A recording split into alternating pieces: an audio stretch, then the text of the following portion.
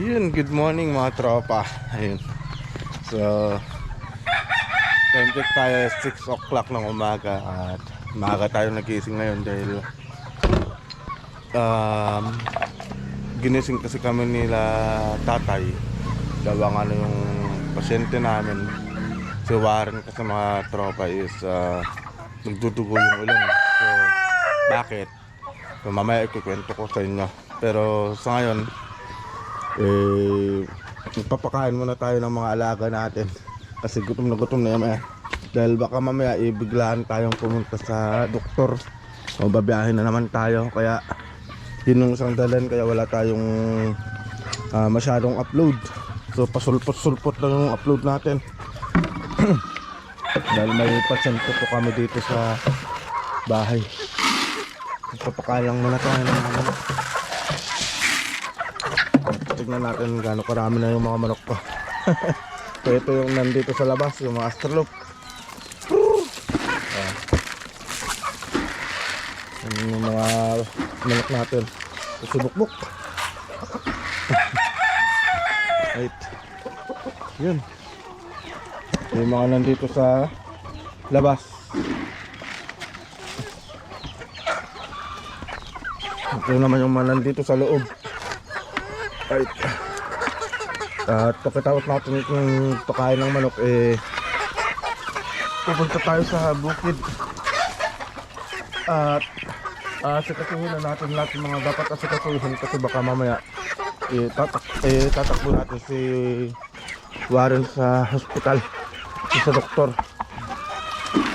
Ito yung mga manok natin dito sa loob. Ayan. A blessed morning kung ganito karami yung manok mo.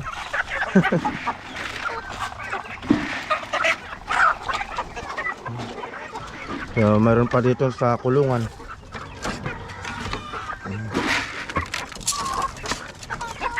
Kung isa naman ayun, oh, labas ng labas. Hinayaan ko na dyan sa labas. Dalawa pala yung nandito sa labas. Ako. So, manghuhuli tayo ng manok dito sa labas, mga tropa.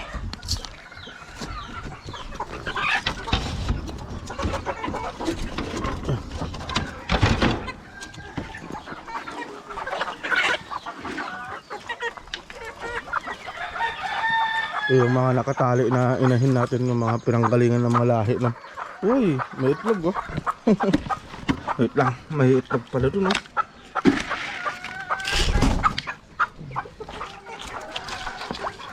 Ay mga tropa, oh, may itlog. Oh, ito yung inahin. Ito yung nanay ng mga itim na manok natin.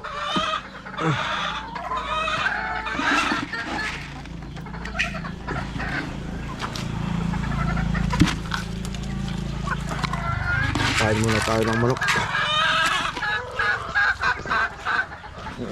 Blessed morning. Ayan, oh. Ang ganda ng itlog nyo. Meron pa pala to.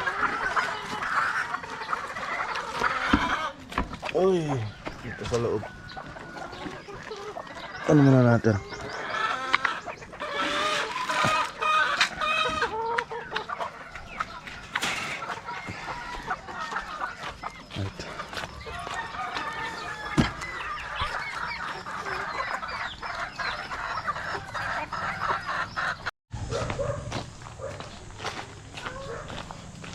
Alright mga tropa, so, natapos na tayo magpakain ng mga manok. So nagkakarga na tayo ng tubig at papunta na tayo sa may mini farm. Dadalawin natin yung mini farm natin. Matagal-tagal tayong hindi nakapunta doon.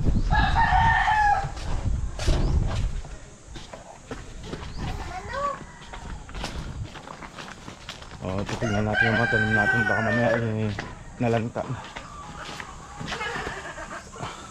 So, a blessed morning tingnan lahat mga tropa. At ganito nakalalaki pala yung mga alaga natin. So, yung mga naunang manok natin, naunang palahi.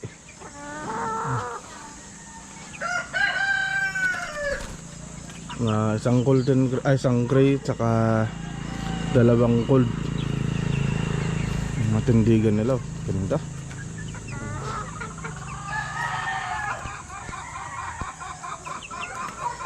Ayun yung mga itim Bali 10 lahat yung mga lalaki na napalabas natin. Tapos mostly babae na. So nakita nyo naman nung sa previous vlog natin, nag-out tayo ng mga inahin.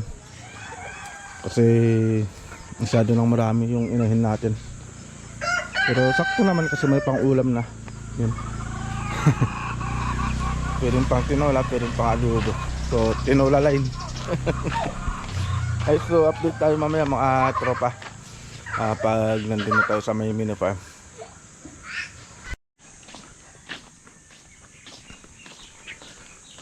Dito na pala tayo sa mini farm mga tropa. So ito pala yung nangyari kay Warren, kay Patag. So yun nga, pabilis kasi yung takbo na nakamotor. Tapos biglang tumama siguro dito yung gulong sa may sa dead end ng semento. Tapos pagewang-gewang siya hanggang dun. So nangyari na nagsarili. So natumba siya sa motor. Yun. So dito siya. Ayun. Yung bahid ng kanyang dugo. So gusto ko sanang i-video nung aksidente siya, kaso bawal kasi yung dugo sa YouTube. Kaya ito yung dugo niya. Tapos dito pumunta yung kanyang motor. Ayan. Pasalamat na lang kasi hindi siya tumama sa paper tree. So medyo natamaan yung ulo niya. Kaya yun, yung pasyente kasi namin ngayon nandiyan na sa bahay, pero yung sitwasyon niya medyo pa kasi nagdudugo pa yung kanyang ilong. So yun yung nangyari kay Patag, kay Warren. Kaya yun ang dahilan kaya medyo madalang tayo makapag-upload ngayon. Gawa nga nung may pasyente kami. So tinakbo pala namin siya sa Dagupan sa Region 1. Naging kasi yung niya, kalagayan niya na medyo anong tawag doon, alanganin. Pero awa ng Diyos okay naman na siya. Yun nga lang kasi medyo nagbe-bleed pa yung ulong kasi dito yung tama sa may ulo, malalim. Pero yung mga galos niya natuyo na, magaling na. Yung dito na lang sa ulo saka dito sa ilong. Tapos kaninang alas 3 ng madaling araw ginising kami ni tatay gawa nung nagdudugo daw yung kanyang ilong, lumalabas yung dugo sa ilong niya. So kaya maaga tayong gumising kanina, nagpakain ng manok. Tapos maaga na tayong nagpunta dito sa may mini farm para maasikaso natin itong mga mini farm natin, yung mga baka, at makapagdilig na. So yun, so asikasuhin lang natin itong mini farm natin. So ito pala yung update natin sa mga tanim natin. Ito yung sitaw. So sa mga sili nakaka-recover na kasi nung ilang araw na hindi ito nadiligan, nalanta talaga. Pero masili natin na namumulaklak na naman yung sitaw natin. Ayun, patuloy pa rin sa pamumulaklak. Yun nga lang kasi parang natuyo yung mga bulaklak nga dahil sa sobrang init. Tapos ilang araw na hindi nakapagdilig. Kaya ito hindi na nakalaki.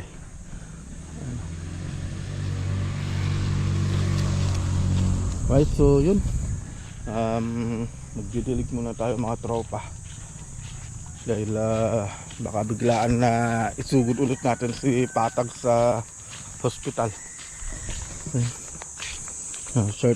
Short video lang muna tayo ngayon.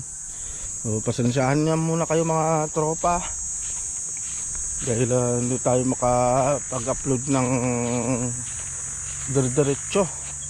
Sana maintindihan nyo yung sitwasyon namin ngayon. Namimiss ko na kayong lahat mga tropa.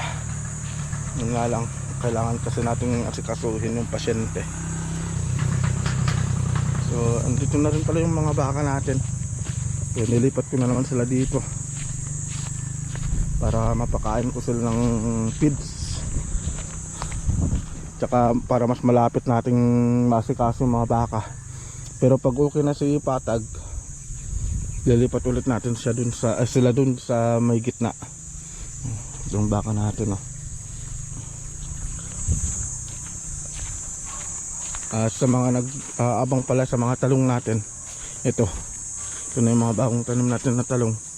Nalalanta ay, ganun talaga. Kailangan sakripisyo. Unahin muna natin yung buhay ng isang tao. At least awa naman ng Diyos, nakasurvive naman siya sa nangyari sa kanya. Right. So yun yung update natin sa mini farm, tapos sa manukan natin. At yun yung dahilan kung bakit wala tayong upload o wala tayong madalas na upload. Grabe, pati yung mga bunga nalalanta talaga. Sana makasurvive pa itong sitaw natin. Ayun, nanilaw na. Tanggalin na natin to. Marami pa naman sigurong magiging bunga nito. Right, so yun lang yung vlog natin ngayon mga tropa. And good morning sa inyong lahat. At salamat sa inyong walang sawang suporta. Maraming salamat po sa inyong pagmamahal. Salamat po. So yun lang mga tropa. So see you sa next na vlog natin.